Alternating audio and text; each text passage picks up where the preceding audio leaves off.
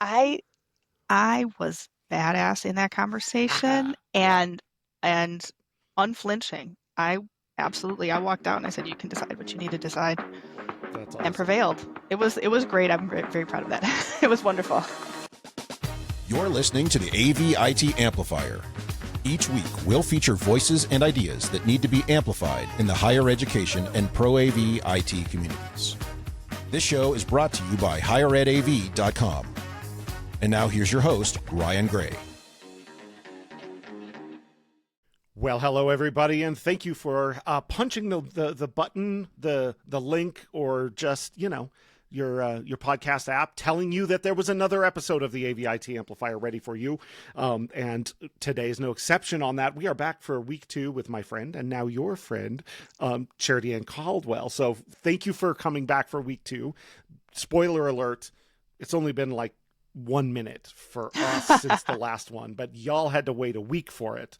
And after listening to last week, I know it's like everyone should be hanging on for week 2 of this conversation. It's awesome. So would you please remind everybody who you are and what do you do? I am Charity Anne Caldwell, and I am the Classroom Technology Manager at the University of Illinois College of Medicine. I'm on the Chicago campus, and we're a 3-campus institution, and I have a team of folks that help manage all the classroom tech in our 60-ish classrooms and conference rooms here in Chicago. Nice. Well, thank you again for the time.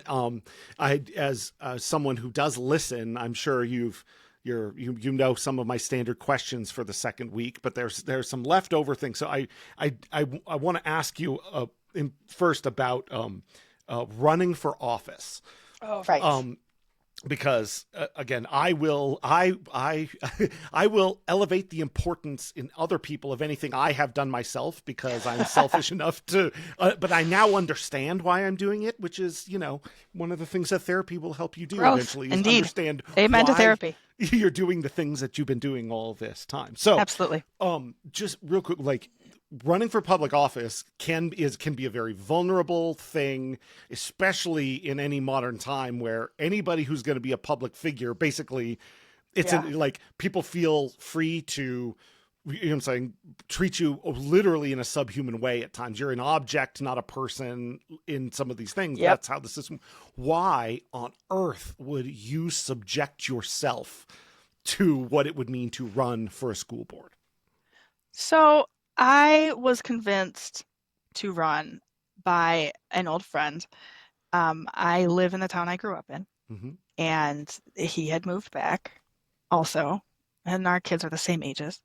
Um, and oh man, they're all starting high school next year. Anyway, um, so this was a long time ago, right? This was 2016. Yeah. I want to say, yeah, must have been, we had to file in December of 2016. God, it's so hard now to think that 2016 was kind of a long time ago. It was a It long still time feels like ago. yesterday. Wow. Yeah. It Okay. was after it was probably the month after the Trump Mm-hmm. Clinton election. Yep. So that was a very active time in local politics, I Mm-hmm. think, across the nation for whichever side you fall on that.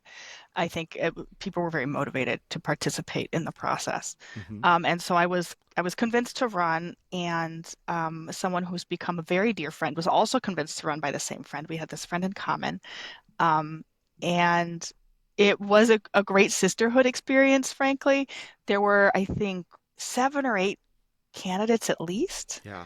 for 4 seats on the school board, and she had just had her last baby, Well, I think, maybe, or the second one. Anyway, um, and so we were going to all of these, you go to these town halls and meet donors and what all this kind of stuff, right? And it was wonderful. She and I really bonded, and we would sit together, and when it was her turn to answer, she'd hand me the kid because I yeah. mean, he was tiny, like under 1 for sure. And so we would just hand this kid back and forth, and it was delightful, and we absolutely got clobbered. We Mm-hmm. came in, I think, at the bottom of the ticket possibly, but it was a good experience. I met so many. I met people who were excited to meet me and wanted to Hmm. hear what I had to say, which was sort of threw me for a real loop. And even years later, I'll run into folks and they'll be like, "Oh, wait, did you, were you the one with those purple signs?" And Hmm. people like remember and say, "Oh, I was excited about you." And that was that is just flabbergasting. I cannot even believe that was the case and is the case. It's just wild to me. And such an honor. At the same Yeah. time, there was some real nasty stuff that happened on that campaign um, by other groups in Oak Park that were, oh, it was, anyway, it was a mess. Um, and even that was such a much tamer time than now. Yeah. Um, my friend that I ran with, bless her, she ran for another position and won and served that term and man had to deal with some really complex issues Yeah. during her time on the library board. And then, uh, yeah, I don't think I'd do it again, probably because of the level of vitriol now. Hmm. I mean, I think like people, it people who run to be of service to others, like I said, it's a calling. You got to be attached to your why to do it. And so there again, I mean, I guess it's my show. We can talk about whatever. Like I could do a half hour talking about For sure. this and because I think it, like, ironically, it ties into actually a lot of the stuff we do in working in AV and supporting other people. But the first is, so running for something, hustling, talking to people, doing all that, having your name out there, and then to lose and not win. How did you how did that process work for you? Um, I had already gotten the job offer for this job, so that assuaged the feelings a Yeah. little bit. And not only the woman I mentioned that was my friend running, I had several friends running in different elections that Hmm. that I had grown up with, and so we had a lot of sort of camaraderie. Got to see each other at events, Helpful. talk Yeah. about it. It was just wonderful. And one of them, he's a local political, I guess, intellect. He's really got insight into the local politics, and Hmm. he's a brilliant guy. But anyway, um, and so it was, I had been home with my kids for a few years and just getting out there and doing a thing Yeah. that was uh, sort of with grown-ups, honestly, was so Yeah. um, sort of empowering, I think I would say. Probably not coincidentally, I had started therapy like a year before, so, Hmm. that helped for sure. Um, and I forget what the question was. Oh, how did I deal with losing? The real nasty stuff where people were absolutely making stuff up and talking Yeah. about it, that happened like 3 days before the election. Yeah. And so that was kind of devastating, and I was kind of glad to be done with it, frankly. Hmm. It's kind of interesting. I have to say, like, so when I ran, I came in fourth of four, but I knew I couldn't win. I knew I could not win. Like, Mm. what it would have, like, uh, There was no polling, so I had no clue.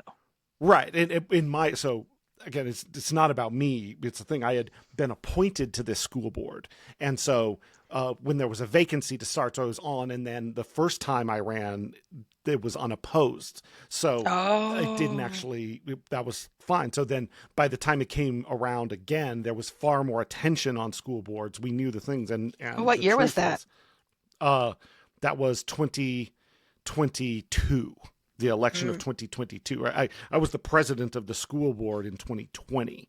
So, like, Oh as gosh. COVID happened and all that, it Oh was a thing. So gosh. again, there's a lot of more attention and people running. And so the answer is, my who I didn't match I don't match the political landscape of where I live. And Shocker. so exactly, it was one of those where, I mean, there were people with some hope, but I never thought it would be the case. But I also was really glad when it was done. There was Amen. definitely a part of that. After that time, holy smokes, that Yeah. was quite a time. Um. I, But I do feel once COVID hit, I thought, man, we really dodged bullets. exactly, like I was board president 2019. It was awesome. It was great. And then our superintendent uh, learned in January. And ironically, like, I didn't stop I helped, I gave him a reference and all that to go to a bigger district, yada, yada, yada. So he announced he was leaving in January 2020. And then Híjole. COVID hits. We hired a superintendent it doesn't matter. It's not about me. That's not the thing. But the other part of your So much answer that you upheaval. gave at the beginning, which again, I will resonate with things that resonate with me, is you mentioned what it felt like to have people listen to you, be interested in what you were saying, right? And reflect that kind of attention back in that process. I don't remember the exact words you said, but like, obviously I've got the confidence of an average male white man to start a podcast. Like, obviously that is also a thing for me. That So is a phrase that I do use on occasion. yeah, No shade to you personally. That is part of why I wouldn't run again. I think there are other voices that need to be heard. Also, like thinking about it, I ran for school board when my kids were small in the school system, mhm, and we've got a K-8 and then a separate high school yep, district with a separate board. Um, and my kids are so much bigger now. I just wouldn't.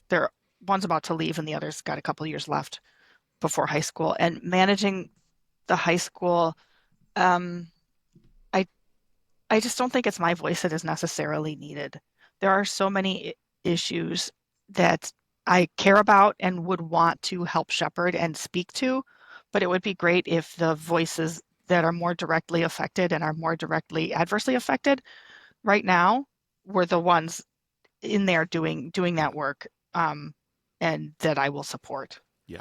So this is going to be a very not subtly directed question that's begging an exact answer. You ready?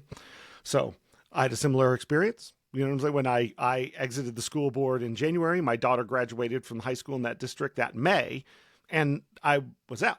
That is around the same time that I started upping my involvement in the AV community and the higher education community and putting that time and effort into that. So can we look forward to you taking that energy and as other voices need to come into that area, bringing your voice into the community of technology and higher education?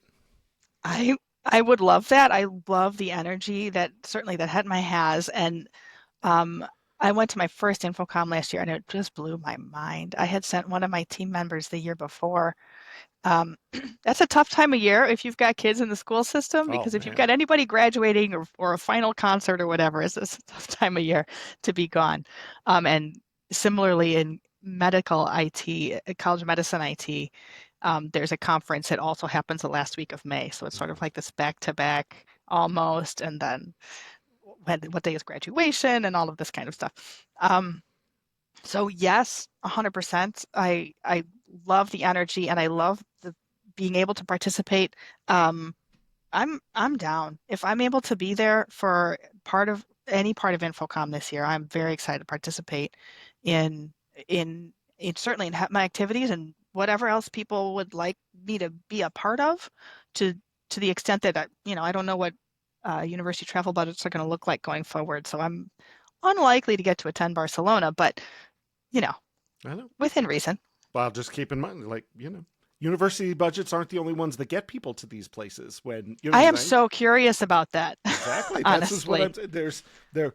So, now we're having like everybody's listening in on it, but so let me tie it back to the audience, which is this. There is no secret way to do to get involved and do this thing. It is just simply, you show up, you raise your hand, you say, this is what I'm going to do. And so first, you can expect that you are now going to get drafted into things because, Sure. people of energy, people with that, to have that focus of, I want to build community. I think there's power in investing in other people. I think that's exactly what that energy is supposed to be about. So it's too late for you now. You're going to get drafted in. Let's do that. And the same goes for everyone else out there. So, if I have the audacity to say I can start a podcast and keep it going, everyone else should, because all the people you look at and think, these people are accomplished, or everyone is just trying their best. You know what I'm saying? Like, no There one are has the so secret. So Nobody. many AV podcasts, I guess because we all like have microphones at our disposal. I'm not Exactly. sure. No, it is I love the so Brave Space too. oversaturated. Like the It's great. whole AV thing is oversaturated. No, Brave Space is the best. I love it. I love it. Yep. Okay. That's a great one too. Okay, so then turning now, so now let's so thank you for sharing that because I think it's important, and I also appreciate the it people being okay and being energized by the experience of having people actually like stepping up, offering their opinion, and people actually being energized to listen to it, to not to for that to be okay, to be validating to the person that's talking, because I've run into guilt things. It doesn't matter. This is not therapy for me. This is not what we're doing today. Okay, We're doing so together what we do together. It's fine. okay, so then let me give you this. So if getting drafted now into bringing your voice into the community, I'll Sure. give you your choice first. That is, if you're going to have your own podcast or your own opinion column that got published, what would it be called and what would it be about? Oh, geez. That was not a question I was expecting at all. Oh, man. Um, I don't have it. It would probably, what it would be about would be definitely be about diversity in representation and diversity in higher ed and incorporate, and they would focus on asking people who are not already in charge of things their Oh. thoughts. Definitely. But asking people who are not already in charge. They're okay. So look for Yeah. that column that will begin at Hired AV Media shortly. We're going to get that going. Like but also like that perspective is awesome, and like it sometimes these questions feel like trod ground because a lot of people ask them and a lot of the same answers come out. But being a woman in a male dominated industry is a very different experience. And I think there's more attention being paid to that. But I don't know that it's creating the sort of change or movement That's that attention, like the level of attention and agreed. acknowledgement, maybe not matching a level of change. I Is that think that how is you're true. seeing it? I that is my experience for sure. I'm not sure why. Like I've looked back historically until I took this particular role, even when I first came to the College of Medicine, um, all of my bosses have been female in Mm, tech. All of them until I got this role here. right. So that show, and also when I came, there were maybe 5 women in my department, and now there are 2. Yeah. But that They is an retired. abnormal, that's got to be that's an abnormal pathway to have female leaders growing up in technology. Yes. I know this was a service focused Right. technology, right? This started my AV journey, definitely started as student help desk, Yeah. right? That's how I got into any of this. Hmm. That was the starting point. So that's a piece of it for sure. Um, but uh, like I've read about it a little bit that, once upon a time, it computer science was not entirely male. Hmm. It is almost entirely male now. Yeah.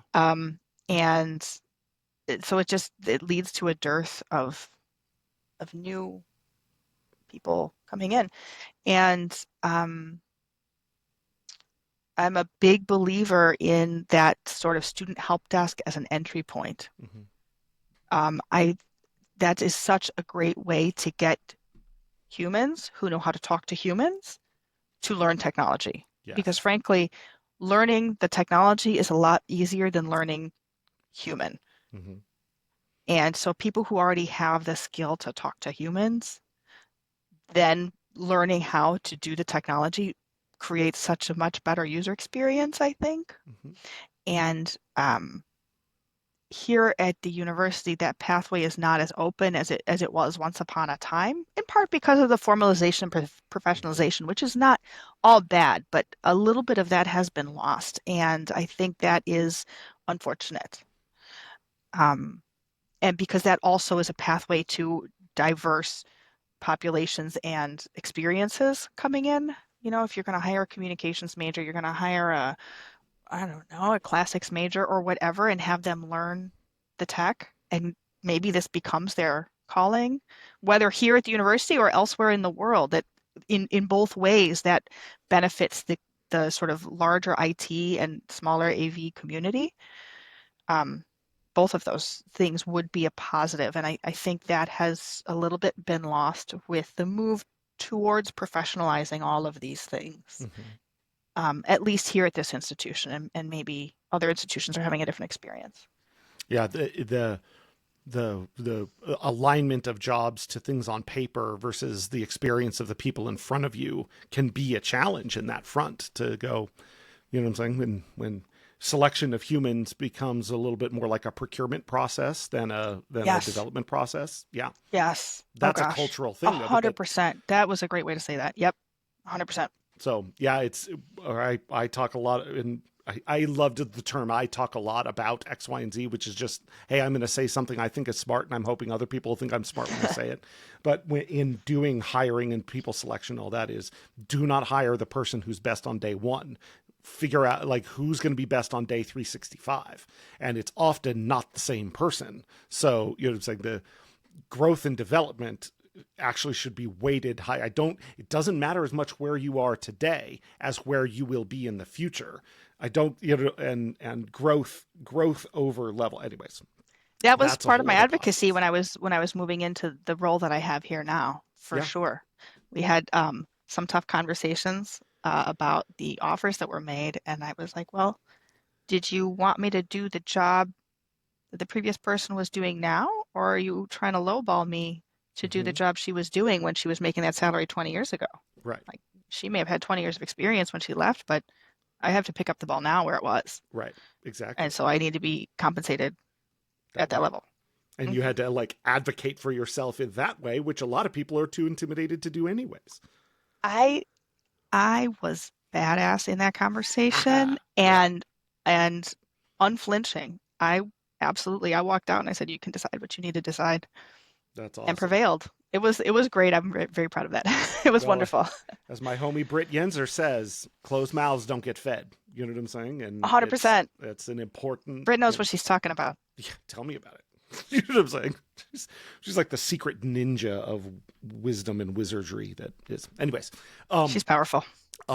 Okay, you've totally subverted any of my standard questions for the second half because we're already 22 minutes in. And I haven't so I'm going to get at least one in, which I've had fun talking about. So, in the movie of your life, oh geez, who plays you, and what's the title of that movie? Oh no, that's not the right question. I'm not really a movie person. The list of movies I have not. Novel of your life. Okay, that's easier. It would be a sci-fi novel. Okay, for sure. And what would the title be? Oh geez. I don't have a good answer for that. I don't have a good answer for that. It's a weird name for a book. I don't think I'd call it that if I were you. That's not a great answer. I'm just kidding. Oh man. Okay, so then let's take it another way. You said immediately it's going to be a sci-fi book, obviously. Yeah. So first, why is it going to be a sci-fi book? I think the sci-fi version of dystopia is easier for me to consume, and that's why I gravitate to that. And it was just very formative for me. Okay. Like those were outside of Tolkien and Jane Austen, sci-fi is the other like big love. And both Tolkien and Jane Austen are just too fanciful for these times. Yeah, I mean, they're fine to read and lovely, but to write something of that nature in these times is just Tolkien. It's too idealistic, and we need something a little more. All right, well then geek out. What are your formative sci-fis? What do you love the most? Bradbury and Dune for sure, but my sort of favorite book is A Canticle for Leibowitz, which is a strange one. And I think it's so translatable to almost any time. I just ordered it for my kids' English teachers to make sure they had a copy in their classroom. Yeah. I haven't read that one, so I got to put that on the list because Yeah, it's a strange one. okay. But yeah, I'm the same way. All right, then just for a second, we can get because there's a lot of Dune geeks out there. Yeah. How do you feel about like the story of Dune and that being so with the movies being so out in front right now? Are they doing well by it, or are they not doing well by it? I have a tough time because I've read them enough times. I have such a vision Mm-hmm. for myself Yeah. that it's hard for me to accept a different, the movie version, I guess, a little bit. I was really excited about that it was happening and Mm-hmm. that it would come to a wider audience because I Yeah. think there's so many great stories in it. Um, but uh, yeah, I was like, oh, that's not how I would have said that. Yeah. Yeah. I know. That's not how it happened in my head. Right.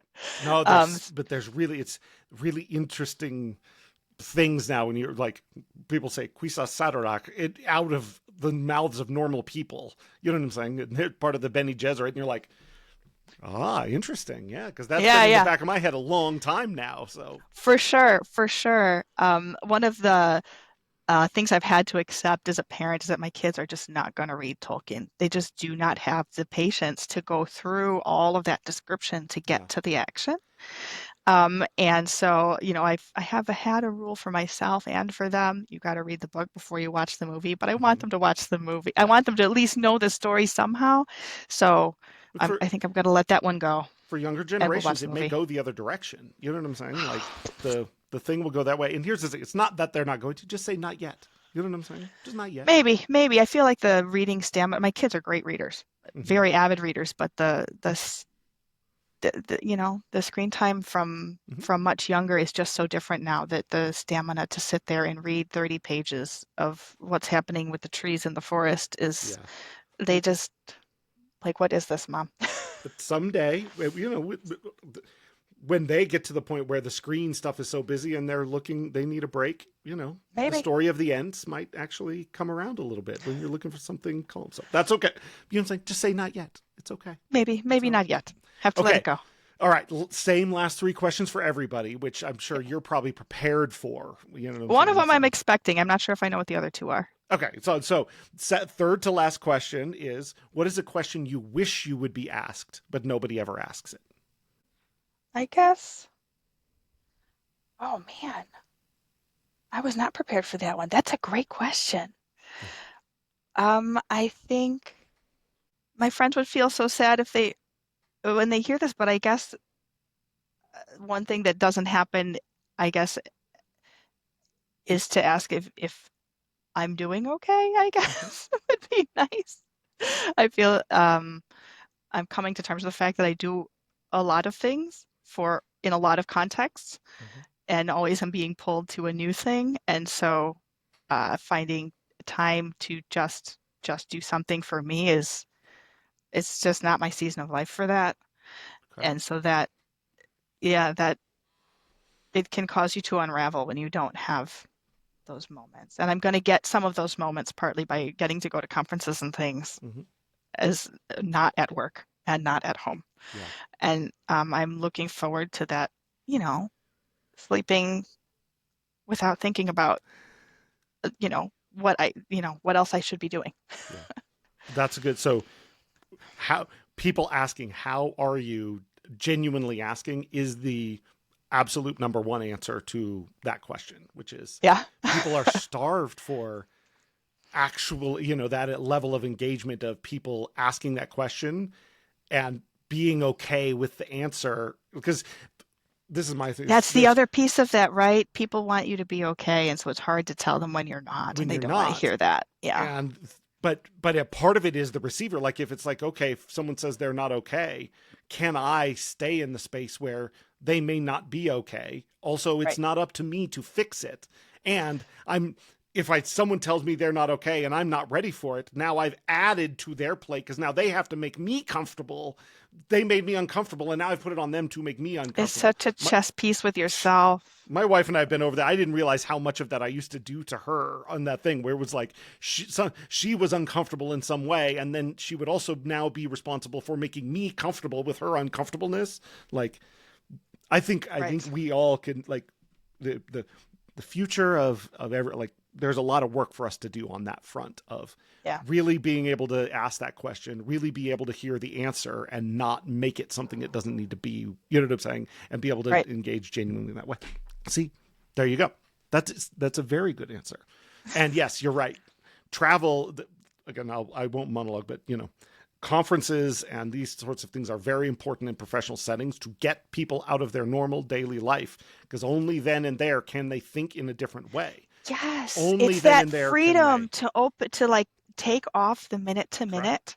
Correct. And wait, what's the big picture? To hear new ideas and have some concept about how it might fit. Like there just is this clarity of that freedom. Yeah.